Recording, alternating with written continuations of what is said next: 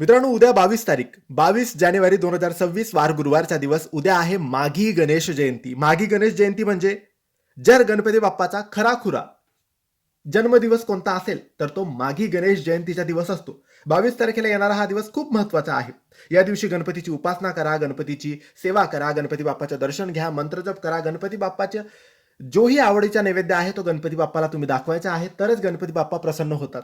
तर या दिवशी म्हणजेच उद्या 22 तारखेला गुरुवारच्या दिवशी माघी गणेश जयंतीच्या दिवशी तुम्ही सकाळी, दुपारी, संध्याकाळी केव्हाही गणपती बाप्पाचा प्रिय आणि आवडीचा नैवेद्य गणपती बाप्पाला दाखवू शकतात. हा नैवेद्य म्हणजे मोदकांचा नैवेद्य. जर तुम्हाला उकडीचे मोदक आवडत असतील किंवा तुम्ही करू शकत असाल तर उकडीचे करा.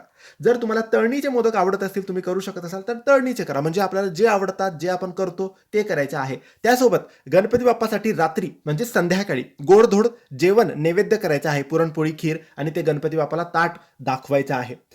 कोणताही नैवेद्य दाखवताना गणपती बाप्पाला तुळशी पत्र नैवेद्यावर ठेवायचं नाही. मोदकांचा नैवेद्य आठवणीने 21 या संख्येतच तुम्हाला दाखवायचा आहे.